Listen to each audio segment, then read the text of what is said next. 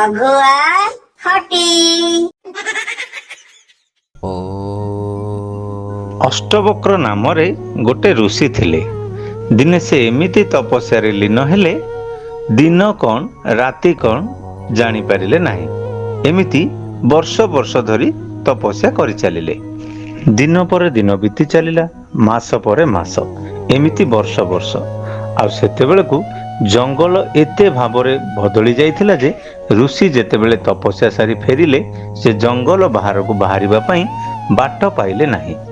ଆଉ ହଠାତ୍ ଶୁଣିବାକୁ ପାଇଲେ ଜଙ୍ଗଲ ଭିତରେ କିଏ ଜଣେ ଜୋରରେ ଗର୍ଜନ କରୁଛି। କିଏ କୋଉଠି ଅଛି, ମତେ ବଞ୍ଚେଇ ଦିଅ, ବଞ୍ଚେଇ ଦିଅ। ମତେ 4-5 ଦିନ ହେଲା ମୁଁ କିଛି ଖାଇନି। ଏ ମଣିଷ ମାନେ ମତେ ଆସି ଜନ୍ତାରେ ପକେଇ ଦଉଛି। କିଏ କୋଉଠି ଅଛ, ମତେ ବଞ୍ଚେଇ ଦିଅ, ବଞ୍ଚେଇ ଦିଅ, ମତେ ବଞ୍ଚେଇ ଦିଅ, ମତେ ବଞ୍ଚେଇ ଦିଅ, ମତେ। ଶିବ ଶିବ ଶିବ ଶିବ ଶିବ।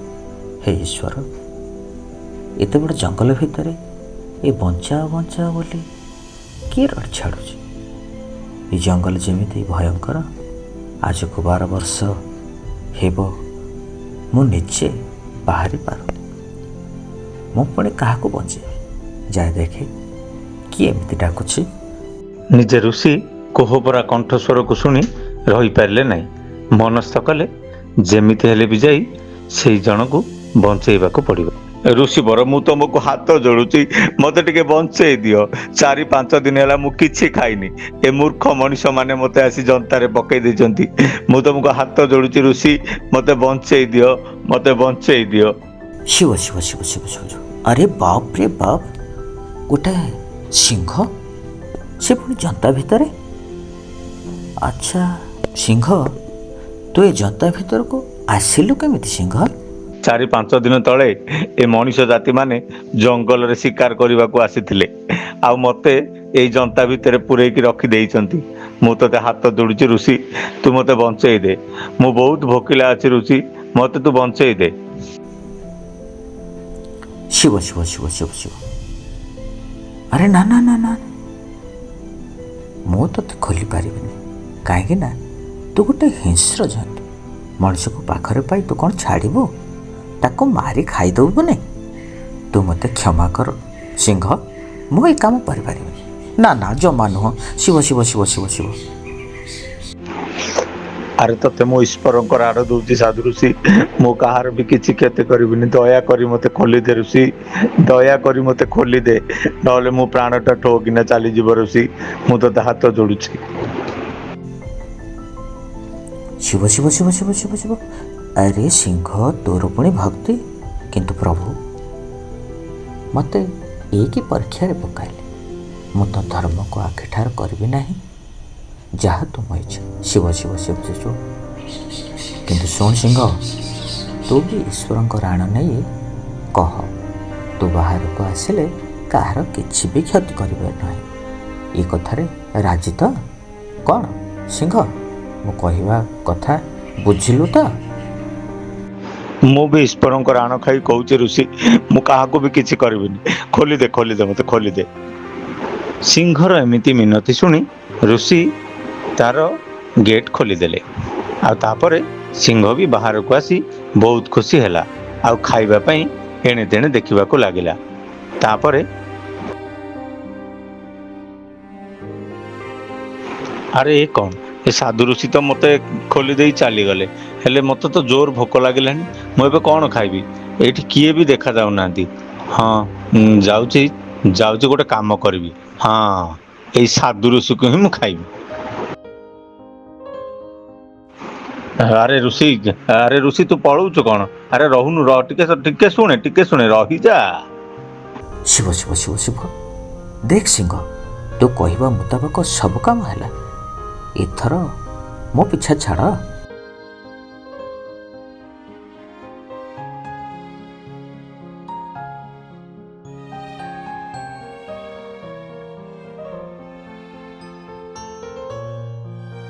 ଆରେ କି ଆଶ୍ଚର୍ଯ୍ୟ କଥା! ମୁଁ ତତେ ଯେଉଁ ଜନ୍ତାରୁ କାଢ଼ିଲି, ସେଇ ଜନ୍ତାରେ ପଡ଼ି ତୁ ଛଟପଟ ହୋଇ ମରିଥାନ୍ତୁ। ଦେଖିଲା ବେଳକୁ ତୁ ମୋତେ ଖାଇବାକୁ ଚାହୁଁଛୁ। ଏଇଟା କ'ଣ ନ୍ୟାୟ? ଆରେ ବୋକା ଋଷି, ତୁ କ'ଣ ଜାଣିନୁ? ମୁଁ ପରା ଜଙ୍ଗଲର ମହାରାଜ ସିଂହ। ଆରେ ମୋ ଇଚ୍ଛା ଯାହାକୁ ମୁଁ ତାକୁ ଖାଇବି। ଆଉ ତା ଛଡ଼ା ମୁଁ କ'ଣ ତମ ଭାଣଙ୍କ ଭଳିଆ ମଣିଷ ହେଇଛି? ମୁଁ ପରା ପଶୁ, ଆଉ ତାପରେ ଜଙ୍ଗଲର ମହାରାଜ। ମତେ ଭୋକ ଲାଗିଛି ମାନେ ମୁଁ ଆଜି ତତେ। ଧର୍ମ ଏକା ସିନା ମହତ ପଣିଆ, ଆଉ ବାକି ସବୁ ଅଢ଼େଇ ଦୁନିଆ। କେଉଁ ଜନ୍ମରେ ପାପ କରିଥିବାରୁ ଭୟଙ୍କର ହିଂସ୍ର ଜନ୍ତୁ ହୋଇ ଜନ୍ମ ନେଲୁ। ଏଥର ଟିକିଏ ଧର୍ମ କରେ। ଶିବ ଶିବ ଶିବ ଶିବ। କିଛି ଅଧର୍ମ ନାହିଁ ରେ ଋଷି। ମୁଁ ହେଲି ଖାଦକ ଆଉ ତୁ ହେଲୁ ଖାଦ୍ୟ। ଆଉ ଖାଦକ ଖାଦ୍ୟକୁ ଖାଇବା ଗୋଟେ ଧର୍ମର କଥା। ଆଉ ଯଦି ତତେ ଏହା ଅଧର୍ମ ଭଳିଆ ଲାଗୁଛି ତାହେଲେ ତୁ କହ, କ'ଣ କଲେ ମତେ ଧର୍ମର ସହିତ ତତେ ଖାଇବାକୁ ହବ? ଶିବ ଶିବ ଶିବ ଶିବ। ହେ ଈଶ୍ୱର, ଠିକ୍ ଅଛି ଠିକ୍ ଅଛି। ଏଇ ଘଞ୍ଚ ଜଙ୍ଗଲରେ ଯାହାକୁ ଦେଖିବା ଆମର ଏ କଥା କହିବା। ଯଦି କେହି ପ୍ରଥମ ଦ୍ୱିତୀୟ ସାକ୍ଷୀ ତୋ କଥାରେ ଏକମତ, ତାହେଲେ ମୁଁ ହସି ହସି ଜୀବନ ଦେବି ସିଂହ। ତୋ କଥାରେ ମୁଁ ରାଜି। ଆରେ ତୁ ଜଣକୁ କାହିଁକି, ତୁ 3 ଜଣଙ୍କୁ ପଚାର।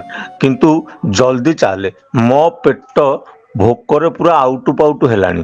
ମୁଁ ଆଉ ଅପେକ୍ଷା କରିପାରିନି। ଚାଲେ ଚାଲେ। ତାପରେ ଦୁହେଁ ମିଶି ବାହାରିଲେ ଜଙ୍ଗଲ ଭିତରେ ଥିବା ପଶୁ ଖୋଜିବାକୁ। ଏମିତି କିଛି ବାଟ ଗଲା। କିଛି ବାଟ ଗଲା ପରେ ଗୋଟେ ମହାବଳ ବାଘ ଋଷିକୁ ଦେଖି ଖାଇବାକୁ ମନ ବଳେଇଲା। ହେଲେ ତାର ସିଂହ ଉପରେ ଜମାରୁ ନଜର ନଥିଲା, କାରଣ ସିଂହକୁ ସେ ଦେଖିନଥିଲା। ଯେମିତି ମହାବଳ ବାଘ ଋଷି ଉପରକୁ ଖାଇବାକୁ ଲମ୍ପ ମାରିଛି, ଠିକ୍ ସେହି ସମୟରେ ସିଂହ ତାକୁ ମାରି ସେଠାରୁ ତଡ଼ିଦେଲା। ଆଉ ତାପରେ ଋଷି ଏସବୁ ଦେଖି କହିଲା, ଆଚ୍ଛା ସିଂହ, ତୁ ମୋତେ ଚିତାବାଘ କବଳରୁ ବଞ୍ଚାଇଲୁ କାହିଁକି? କିଛି ସମୟ ପରେ ସେ ଖାଇଥାନ୍ତା, ନହେଲେ ତୁ ଖାଇବୁ। ଏଥିରେ ଆଉ ଫରକ କ'ଣ ରହିଲା? ମୁଁ ଆଉ କେତେ କାଳ ବଞ୍ଚିବି? ବୁଝିଲୁ ଋଷି, ତୋର ବୋଧେ ମୁଣ୍ଡ କାମ କରୁନି। ଆରେ ମୁଁ ହେଉଛି ଜଙ୍ଗଲର ରାଜା, ଆଉ ମୁଁ ଥାଉ ଥାଉ ମୋ ଶିକାରକୁ ଆଉ ଜଣେ ଖାଇଦେବ? ଜମା ହେଇପାରିବନି। ତୁ ଚାଲ ଚାଲ, ଜଲ୍ଦି ଆମର ସର୍ତ୍ତ ହିସାବରେ ଲୋକଙ୍କୁ ପଚାରିବା ପରେ ମୁଁ ତତେ ଖାଇବି। ମତେ ବହୁତ ଜୋର ଭୋକ ଲାଗିଲାଣି। ଚାଲ ଚାଲ, ଆଉ ଡେରି କରନା। ଏମିତି କହି ସେମାନେ ବାହାରିଲେ ଜଙ୍ଗଲ ଭିତରକୁ ପ୍ରାଣୀ ଖୋଜିବାକୁ। ସେଇଠୁ କିଛି ବାଟ ଗଲା ପରେ ସେମାନେ ଦୂରରୁ ଗୋଟେ ଛେଳିକୁ ଦେଖିଲେ। ଏହା ଦେଖି ଋଷି କହିଲା, ଚାଲ ଏଇ ଛେଳିକୁ ପଚାରିବା। ଶିବ ଶିବ ଶିବ ଶିବ। ଆଚ୍ଛା ସିଂହ, ଏ ଛେଳିକୁ ପ୍ରଥମେ ପଚାରିବା। ଇଏ ହିଁ ଆମର ପ୍ରଥମ ସାକ୍ଷୀ। ଆରେ ଋଷି, ମୋ ଆଡ଼େ କାହିଁକି ପଚାରୁଛୁ? ଆଜି ଯାହାକୁ ପଚାରିବା କଥା ତାକୁ ପଚାରୁନୁ। ପଚାର ପଚାର, ତୁ ଜଲ୍ଦି ପଚାର, ମୁଁ ତତେ ଖାଇବି। ଦେଖ ଛେଳି, ଆମ ସମସ୍ୟାର ସମାଧାନ କର। ସିଂହ ଜନ୍ତା ଭିତରେ ପଡ଼ି ପ୍ରାଣ ବିକଳରେ ଛଟପଟ ହେଉଥିଲା। ମୁଁ ଜନ୍ତାକୁ ଖୋଲିଲି, ସିଂହ ନୂଆ ଜୀବନ ପାଇଲା। ହେଲେ ମୋ ଉପକାର ଭୁଲି ସେ ମୋତେ ଖାଇବାକୁ ଚାହୁଁଛି। ଶିବ ଶିବ ଶିବ ଶିବ। ତାକୁ କୁଆଡ଼େ ପ୍ରବଳ ଭୋକ ହେଉଛି। କିନ୍ତୁ ମୁଁ ଯେଉଁ ଉପକାର କରିଛି, ସିଏ ଯଦି ମୋତେ ମାରି ଖାଇବ, ତାର ସେ ଉପକାରର ଧର୍ମ କ'ଣ? ଏଇଟା କ'ଣ ଠିକ୍? ଏ କଥା ତତେ ପସନ୍ଦ ଲାଗୁଛି? କାହିଁକି ଖାଇପାରିବନି? ଆରେ କାମ ସରିଗଲେ ଆମେ ପଶୁମାନେ ପରା ତମ ମଣିଷମାନଙ୍କ ପାଖରେ ଅଦରକାରୀ ହେଇଯାଉ। ଆରେ ଏ ଋଷି, ତୁ କ'ଣ ଜାଣିନୁ? ତୁମେମାନେ ଆମଠୁ ମନ ଇଚ୍ଛା କ୍ଷୀର ଦଇ ନିଅ, ବଜାରରେ ବିକ୍ରି କର। ଆମ ପିଲା ବଡ଼ ହେଲେ ପିଲାକୁ ବି ବିକ୍ରି କରିଦିଅ। ଯେତେବେଳେ ଆମେ ବୁଢ଼ାବୁଢ଼ୀ ହେଇଯାଉ, ଆମକୁ ବି ବିକ୍ରି କରିଦିଅ। ଅନ୍ୟମାନେ ତ ଆମକୁ କାଟି ଆମ ମାଉଁସ ବି ଖାଇଯାଆନ୍ତି। ତୁମେ ମଣିଷମାନେ ଯଦି ଅନ୍ୟାୟ ଅଧର୍ମ କରିପାରୁଛ, ତେବେ ଆମେ ପଶୁମାନେ କାହିଁକି ଅନ୍ୟାୟ ଧର୍ମ କରିପାରିବୁନି? କାହିଁକି? ତେଣୁ ସିଂହ ଯାହା କରୁଛି ଠିକ୍ କରୁଛି। ସିଂହକୁ ଭୋକ ଲାଗିଛି, ସେ ଖାଦ୍ୟ ଖାଇବ। ତୁ ଯଦି ତା ଆଗରେ ଖାଦ୍ୟ ହୋଇଛୁ, ତାହେଲେ ସେ ତତେ ଖାଇଯାଉ।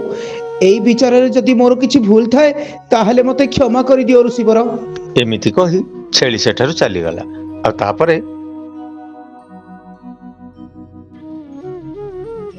ହା ହା ହା, ଆରେ ଦେଖିଲୁ ଋଷି, କେମିତି ମୁଁ ପ୍ରଥମ ଥର ଜିତିଗଲି। ହା ହା ହା, ଏବେ ମୁଁ ତତେ ଖାଇବି। ହା ହା ହା। ପ୍ରଥମ ବାଜିରେ ତୁ ଜିତିଗଲୁ ସିଂହ, କିନ୍ତୁ ଆମ କଥା ଅନୁଯାୟୀ ଆଉ 2 ସାକ୍ଷୀ ରହିଲେ।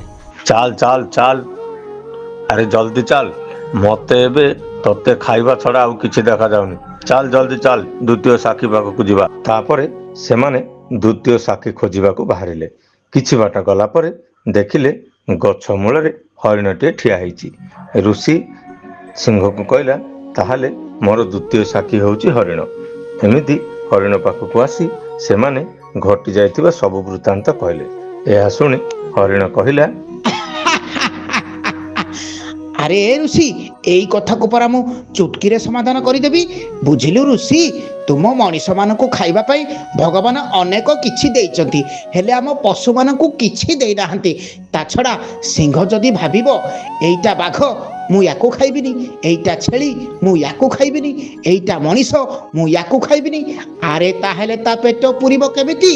ସିଂହ ଯଦି ଧର୍ମକୁ ଜଗି ଶିକାର କରିବ ତାହେଲେ କ'ଣ ତାର ପେଟ ପୁରିବ? ବରଂ ସେ ଭୋକିଲା ମରିଯିବ। ତେଣୁ ଭଲ ହବ ସିଂହକୁ ଭୋକ ଲାଗିଛି, ସିଂହ ହାବୁଡ଼ରେ ଯାହା ପଡ଼ିଛି ସିଏ ତାକୁ ଖାଇ ଯାଉ। ଶୁଣିଲୁ ତ ଋଷି, ହା ହା ହା, ଏବେ ମୁଁ ଦ୍ୱିତୀୟ ପରୀକ୍ଷାରେ ବି ଜିତିଗଲି। ଆଉ ଧର୍ମକୁ ଜଗିଲେ ମୁଁ କ'ଣ ବଞ୍ଚିପାରିବି? ମୁଁ ପରା ସିଂହ। ଖାଦ୍ୟ ଖାଇବା ହେଉଛି ମୋର କର୍ତ୍ତବ୍ୟ, ଆଉ ପ୍ରତି ପ୍ରାଣୀମାନଙ୍କର ଖାଦ୍ୟ ଖାଇବାର କର୍ତ୍ତବ୍ୟ। ତେଣୁ ମୁଁ ଖାଇଲେ ମୋର ଜମା ଅଧର୍ମ ହେବନି। ହା ହା ହା। ଶିବ ଶିବ ଶିବ ଶିବ, ଦ୍ୱିତୀୟ ବାଜିରେ ତୁ ଜିତିଗଲୁ ସିଂହ, କିନ୍ତୁ ଏବେ ବି ଆମର ଶେଷ ସାକ୍ଷୀ ବାକି ଅଛି। ଏ ସାକ୍ଷୀ ଯଦି ତୋ ସପକ୍ଷରେ ଯାଏ ମୋର କିଛି କହିବାର ନାହିଁ। ମହାରାଜ, ମତେ କଣ ଦେଖୁଛ? ମୁଁ ପରା ତମ ପଟିଆ ହେଇଛି କହିଲି। ମୁଁ ଯାଉଛି ମହାରାଜ, ମତେ କ୍ଷମା କରିଦବ। ଆଉ ଯାହା ହେଲ ବା ଜପଳାୟତୀ ସଜୁବତୀ। ଶେଷରେ ଋଷି ନିରାଶ ହେଇ ତାର ତୃତୀୟ ସାକ୍ଷୀ ଆଉ ଶେଷ ସାକ୍ଷୀ ପାଖକୁ ବାହାରିଲେ। କିଛି ବାଟ ଗଲା ପରେ ସେମାନେ ଦେଖିଲେ ଗୋଟେ ବିଲୁଆ ଅଛି, ଆଉ ତାକୁ ଯାଇ ପଚାରିଲେ, ହରିବୋଲ ଡମ୍ବରୁ ଡିବି ଡିବି ଆଖିରେ ଦେଖିଲେ ବିଶ୍ୱାସ ଯିବି। ଡମ୍ବରୁ ଡିବି ଡିବି ଆଖିରେ ଦେଖିଲେ ବିଶ୍ୱାସ ଯିବ। ଏ କଥା ତୁମେ କ'ଣ ଜାଣିନ? କଥାରେ ପରା ଅଛି, ଯାହା ନ ଦେଖିବ ବେନି ନୟନେ, ଇହେ ପରତେ ନ ଯିବ ଗୁରୁ ବଚନେ। ସିଂହ ରାଜା, ସିଏ ପୁଣି ଜନ୍ତା ଭିତରେ ଥିଲା। କଥାଟା ଜମାରୁ ହଜମ ହଉନି। ଇଏ ଋଷିଟା ଯାକୁ ଜନ୍ତାରୁ କାଢ଼ିଲା। ମୋଟେ ନୁହଁ, ଗୋଟେ ଛାର ମଣିଷ ଜନ୍ତା ଭିତରେ ସିଂହକୁ ଦେଖି ଜନ୍ତାଟାକୁ ଖୋଲିଦେଲା। ହରିବୋଲ ଜମା ନୁହଁ, ପ୍ରଥମେ ମୋ ଆଖିରେ ଦେଖିବି, ତାପରେ ବିଚାର କରିବି। ଡମ୍ବରୁ ଡିବି ଡିବି ଆଖିରେ ଦେଖିଲେ ବିଶ୍ୱାସ ଯିବି। ଓହୋ, ଇଏ ବଡ଼ ମୁସ୍କିଲ କଥା ହେଲା। ଆରେ ଜଲ୍ଦି କରେ, ତୁ ଯାହା କରୁଛୁ କରେ, ଯେମିତି କହିବୁ ମୁଁ ସେମିତି କରିବି। ତ ଚାଲୁ ଆଗେ କାମ ଛିଡ଼ା, ତାପରେ ମୁଁ ଏ ଋଷିକୁ ଖାଇବି। ଏମିତି କଥା ଶୁଣି ବିଲୁଆ, ସିଂହ ଓ ଋଷି ପୁନର୍ବାର ସେଇ ଜନ୍ତା ପାଖକୁ ଗଲେ। ଆଉ ବିଲୁଆ କଥାରେ ସିଂହ ପୁଣି ଯାଇ ଜନ୍ତାରେ ପଶିଗଲା। ତାପରେ ବିଲୁଆ ଋଷିକୁ କହିଲା, ଋଷି ତୁ ଏବେ ଘରକୁ ଯା, ଆଉ କେବେ ମନେ ରଖିଥିବୁ ଦୁଷ୍ଟ ଲୋକମାନଙ୍କୁ କେବେ ବିଶ୍ୱାସ କରିବୁନି, ସବୁବେଳେ ତାଙ୍କଠୁ ଦୂରେଇ ରହିବୁ। ନମସ୍କାର ପିଲାମାନେ, କାହାଣୀଟି କେମିତି ଲାଗିଲା କମେଣ୍ଟ ବକ୍ସରେ କମେଣ୍ଟ କରି ନିଶ୍ଚୟ ଜଣାଇବେ। ସେତେବେଳେ ଯାଏଁ ବିଦାୟ ଦିଅନ୍ତୁ। ଧନ୍ୟବାଦ।